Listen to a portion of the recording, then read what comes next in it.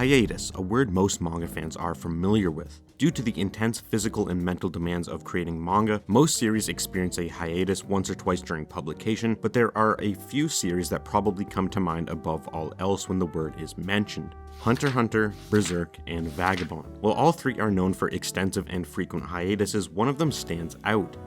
Hunter x Hunter has spent most of its lifespan on hiatus, but every year or so Togashi releases a batch of chapters. As a matter of fact, just recently he posted a picture of himself working on the manga to Twitter.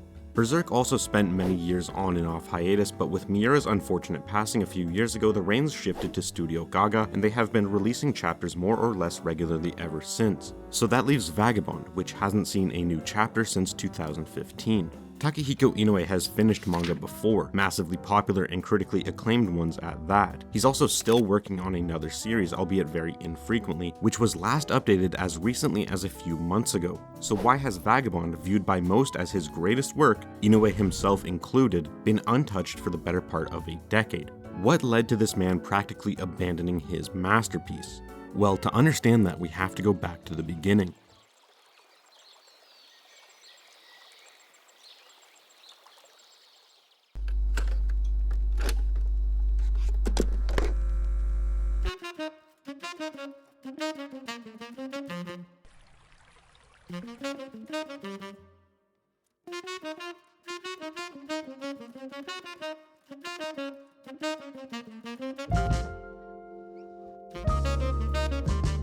Inoue was born January 12th of 1967 in Kagoshima, a prefecture at the southern tip of Japan's Kyushu island. From an early age, Inoue was fond of drawing, and he always assumed he would work in some artistic field, but he was unsure of which direction he would take. Despite reading manga as most kids did, becoming a manga artist wouldn't be a thought in his mind until years later. It was the experiences he had in high school that eventually led him down this path. In junior high, Inoue would join both the kendo and basketball clubs at his school, the latter in order to impress girls. Does that sound familiar? Similar to the main character of his manga Slam Dunk, he joined for superficial reasons, but found himself falling in love with the sport and growing immensely because of it. His team was not very good. They lost more than they won, but through all the losses and the occasional wins, he learned many things. He came to greatly appreciate the progress he made with his team, something he would hold on to all his life and eventually put in his manga. This energy was also something he found in a certain manga series. Around this time, Inoue discovered Dokuben, a baseball manga created by Shinji Mizushima. The manga displayed an immense passion for team sports, something Inoue himself had just recently developed, and immediately Inoue felt a connection to this story. It's hard to find out much about this series online. All I could find were some scans of the manga as it was originally published, meaning in Japanese. But what I could make out from the illustrations was that a rough, delinquent sort of character rolls into this high school and joins a baseball team. Now, pairing that with Inoue's experience in his high school basketball club, we get a pretty vivid picture of how Slam Dunk was formed, though it would be quite some time before that would happen. Inoue's discovery of Dokuben is almost certainly what set him down the path of becoming a manga artist. It came at the perfect time, a transitional period where he was unsure of the direction he wanted to take with his life.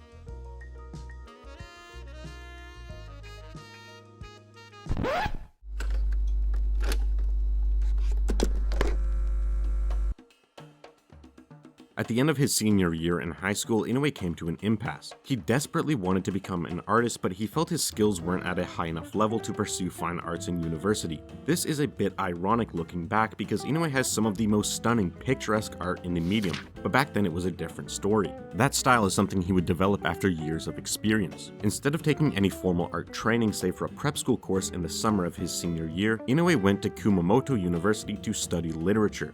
Now, you may be thinking this is where he developed his phenomenal writing skills, his ability to create intensely emotional characters and philosophical plotlines, but it's not. Inoue dropped out before even completing his first year. You see, while he was studying, Inoue was sending manuscripts to Shonen Jump rookie contests. Within a few months, his work was noticed by editor Taizo Nakamura, who not only encouraged him to continue drawing, but also got him a gig as an assistant on a popular series titled City Hunter, created by Hojo Tsukasa. It's under Tsukasa's wing that Inoue would really begin to flourish, spending 10 or so months learning from a bona fide and popular pro. The following year, 1988, Inoue would submit a one-shot titled K-Day Purple to Shueisha for the semi-annual Tezuka contest, and he'd go on to win the grand prize. This award is a massive step for manga artists, and it served to launch the careers of many of the most successful creators the medium has ever seen. Yoshihiro Togashi, Takeshi Obata, Masanori Morita, Hiroyuki Takei, and of course Inoue himself. Needless to say, the award itself was a huge milestone for Inoue, but the work he submitted was equally as, if not more, important. Sports manga have always been popular, but prior to K-Day Purple there had never been one about basketball, Inoue's most cherished sport. With the major success of the one-shot, Inoue was ready to take on a serialization. Taking all he had learned and using the knowledge that a basketball manga would do well, Inoue began working on Chameleon Jail. I'll bet you thought I was going to say Slam Dunk, and honestly I was a bit shocked to learn of this series too, but Slam Dunk wouldn't start until the following year. Inoue worked as the illustrator alongside Kazuhiko Watanabe on Chameleon Jail, a story about a shape-shifting detective from the end of July to October 16th of 1989. It lasted only a couple volumes, so clearly it was not a big success. Little is known about the creative process behind this obscure manga from the 80s, but based on the following trajectory of Inoue's career, one can only assume the experience on the series convinced Inoue that it would be best to work alone. And boy, was that ever a good decision, because his next work would explode into Japan's cultural zeitgeist and leave an impact that lasts to this day.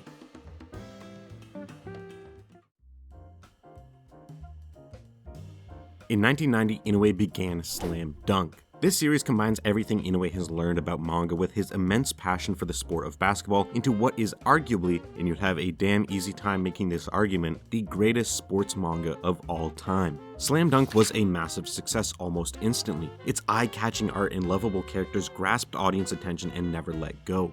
Slam Dunk follows Sakuragi Hanamichi, a rather slow delinquent teen who joins his high school's basketball team in order to impress a girl, only he has no skills for the sport whatsoever. As the plot progresses, Sakuragi grows both in skill and as a person, and comes to form indestructible bonds with his teammates. It's an underdog story through and through. Sakuragi's unabating efforts to improve deeply resonated with the Japanese readers. It took only a few months of publication for Inoue to begin receiving letters from fans describing how much they loved the story, and more importantly, how it inspired them to take up playing basketball. Deeply moved, Inoue would pour even more of his heart into the story. 3 years later, Slam Dunk would get a TV anime adaptation, sending basketball's popularity in Japan to the f***ing moon.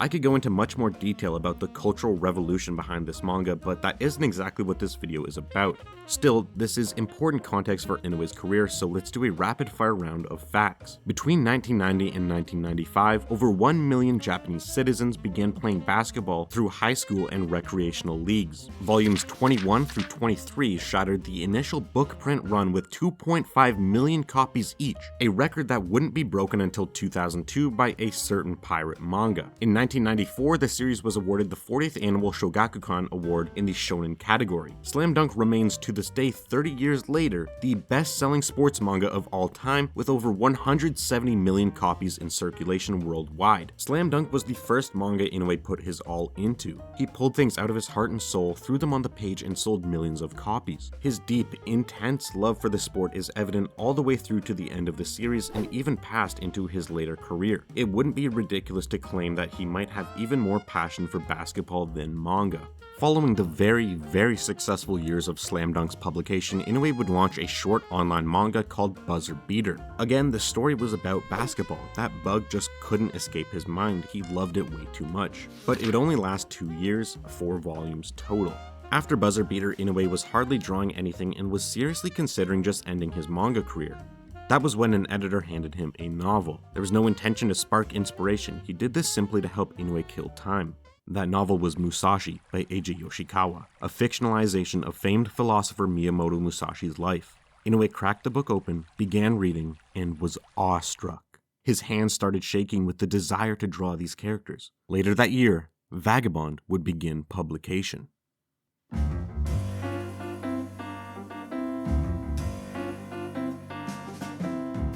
From page 1, the impact Yoshikawa's novel had on Inoue is evident. Inoue said he wanted to draw these characters and this story, but when you read Vagabond, it seems more like he was born to do so.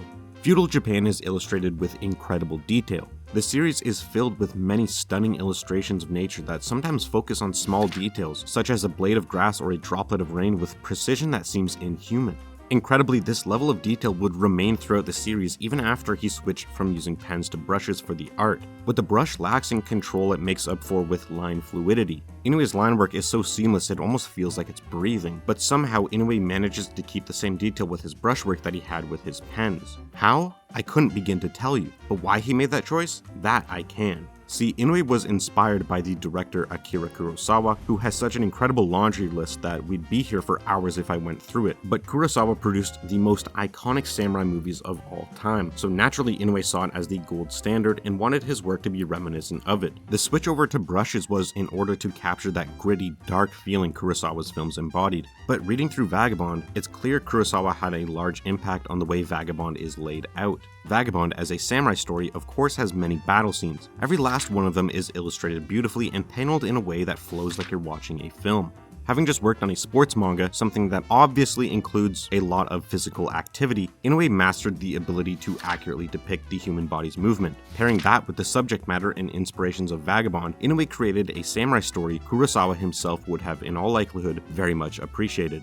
Inoue had a lot to say with Vagabond. He wanted to cover more complex concepts such as life and death and the human condition, but he also felt that the Japanese people had lost touch with their history. He himself certainly had, so he hoped that he could spark some interest in it through Vagabond. Well, that he certainly did. Vagabond was a massive success. In the year 2000, he won the grand prize at the 4th Japan Media Arts Festival. Later that year, Vagabond won the 24th annual Kodansha Manga Award in the general category. 2 years after that, Vagabond won Inoue the grand prize of the 6th Tezuka Osamu Cultural Award, which is one of the most, if not the most, prestigious award in manga.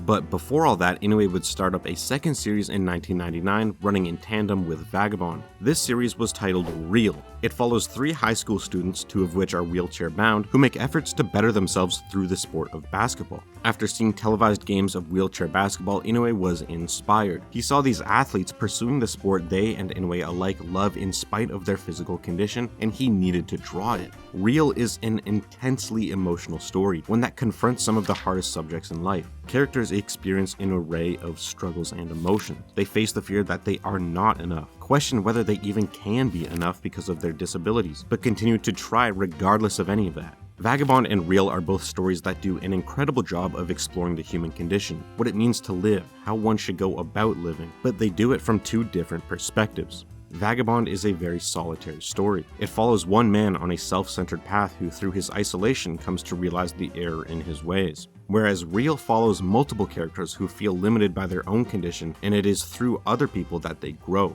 This is speculation, but with what we know about Inoue's life, how he values team sports and the bonds formed from them, it seems likely that Real's way of addressing these topics was more personal and approachable to Inoue. There's also no denying Inoue's love for basketball as a sport. Regardless, both series would continue to be massively successful, winning awards and selling millions of copies, neatly coexisting for over a decade, but I think we all know where this is going. In April of 2009, Inoue was interviewed by Japanese newspaper Nihon Ippon Shimbun. That was very hard to pronounce for me. At this time, both Real and Vagabond were being regularly and successfully published. Inoue tells the interviewer that he suspects Vagabond will end in a year or 2, though he wasn't exactly sure of how it would end. He was certain that the pieces of his story were taking their final positions. The next year, 2010, Inoue reaffirms what he said in the interview, but that summer, Inoue falls ill and both his series go on hiatus. In October, he holds another interview where he states his health is much better and speaks on the state of Vagabond. But you must feel the desire to draw manga though, right? Vagabond in particular. The interviewer asks. I'd reached a point where I wasn't even sure of that. I became unsure of where I was heading, couldn't even remember where I'd started from in the first place. That's how busy I was. I was stuck doing the work for external factors for so long that I'd forgotten to look inside myself. Inoue responds. He then adds, well, speaking in terms of what I want to do, as I said before, I really don't at all have the urge to work on it right now. But I do know that if I don't work on it, I'll be in trouble down the road, and that's basically what was keeping me going until I went on hiatus. I don't think that's a good way of going about it. My hope is to stay away from Vagabond until all those unnecessary worries and emotions are gone, and I'm ready to draw it because I want to draw it. I'm not sure if I'll be allowed to wait that long though. December of 2010, Real resumes publication. Vagabond stays on hiatus. Inoue posts to his blog saying Vagabond will stay on hiatus until he regains enthusiasm for the series. When asked why that is the case and if working on 2 series is so different, Inoue responds, Totally different. With Real, I almost never worry about trying to do something completely original or express things stylishly, or at least I don't in terms of the artwork anyway. Vagabond is where I try to do new things with the art and draw the best that I can. So in that sense, drawing is pure enjoyment, whereas Real is me drawing squarely within my normal capabilities. It's like I've got two different modes. The process is almost like cooking with Real. Vagabond is something more personal. There's no formula. It feels like I'm making something that's not quite manga. Vagabond is almost something like running around a mountain or swimming in a river, and that there are no rules, but I have to use everything I have in me, in every situation, which is also what's so exhausting about it. I've been putting a ton of effort into the whole manga process for Real lately, and I've rediscovered a joy in it that Vagabond never gave me. The joy of manga, and being a professional manga artist. It must be how everyone else feels when they're drawing manga. Inoue seems to see working on Vagabond as a pursuit of perfection, or if not that, then something quite close. He feels this pressure to make it original and as good as it can possibly be. After recovering from an illness, he had no motivation to work on Vagabond because of that self-imposed pressure, but with Real he felt he could just enjoy drawing manga. It came to him easier, and I think that the content of the story, being basketball, improving oneself through an activity, not only felt more comfortable with Inoue's interests, but with where he was at creatively. He was trying to learn to enjoy drawing manga again, to improve his approach to working on his manga just like his characters in Real.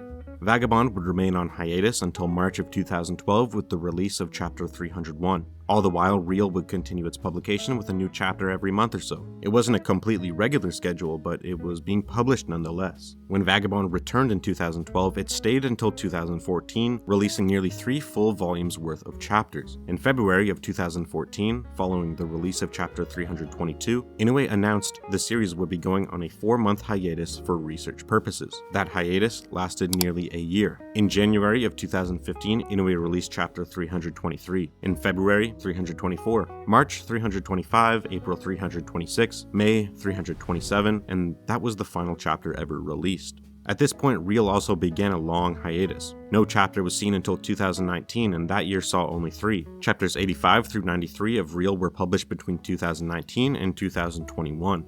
Chapter 9 was published earlier this year. Inoue's manga all saw great success. He loved the stories he created, so why? It's hard to say why someone does or doesn't do something when you're not that person, but what isn't hard to say is that writing is hard. Writing good stuff is, anyway. Anyone can write some schlock and ship it off to publishers, but that isn't what Inoue has been working with. In his hands, Inoue has a masterpiece. It's clear he holds Vagabond with an extreme level of reverence in his mind, and when both a wide audience and you yourself view the thing you've created as an important piece of art, the pressure is just unimaginable. Based on what he has said, it's clear Inoue refuses to continue Vagabond unless what he creates is absolutely perfect, an ideal that is made all the more hard to obtain by the pressure he puts on himself, one that is also exacerbated by the expectations of millions of fans waiting around the world, an expectation that increases as every single day passes. For Inoue, it is easier to fall back on Real, a story that does not have those personal and worldwide expectations on it, a story he actually enjoys writing, not doing so under the ever-present shadow of perfection like he has to with Vagabond. As consumers, it's easy for us to sit in our lazy boy recliners and complain about the lazy writer. Just draw the manga already, just write Winds of Winter, George. Just get to it, what's the deal? But what we don't see and what we don't understand are the years of effort, blood, sweat, tears, pain, research, dedication that went into building these stories up to how well regarded they are now, and how the fear of not being able to conclude all that in a satisfying way, not even for the readers, but for the sake of the art, for the story itself, is crippling. No amount of reassurance from fans or editors or whoever is going to change the fact that if Inoue isn't 100% satisfied with every last panel, every last line he draws, he is going to regret it for the rest of his life. To you, that might seem a bit overkill, but to him, to anyone who puts their soul into something, that is the bare minimum, and anything less would be a complete disgrace. So to answer the question I asked at the beginning, why did Inoue practically abandon Vagabond? Well, because perfecting your life's work, something many people consider a masterpiece, is the most frightening and daunting task a creative mind can face. It's not pathetic to be afraid in the face of that, nor should he be condemned for it. All artists and writers are people too. That fact doesn't change just because they reach some literary pinnacle. They don't suddenly become writing gods capable of overcoming monumental things the average person could not. Inoue is still that same kid, fresh out of high school, afraid his skills aren't good enough to pursue what he wants to do. He's also that same kid that experienced many of his happiest moments of his life on his high school basketball court. Basketball is possibly his biggest passion, and he has a deeply personal ongoing work about it to fall back on when he feels incapable of drawing Vagabond. And that's fine. Does that mean Vagabond will never return? No, absolutely not, and I guess it isn't really fair to say he abandoned it, though that makes for quite the catching title. Last year with the release of the new Slam Dunk movie, Inoue did an interview in which he commented on the state of Vagabond. What he said is that he fully intends to return to the series and in the near future too. Whether that means a year, 2, 5, nobody can tell, but not all hope is lost. He hasn't just given up completely, but he has wavered under the immense pressure that comes with creating such a piece of work, which is a very normal human thing to do. So as fans, we should eagerly await the manga's return while showing some compassion for the person behind it.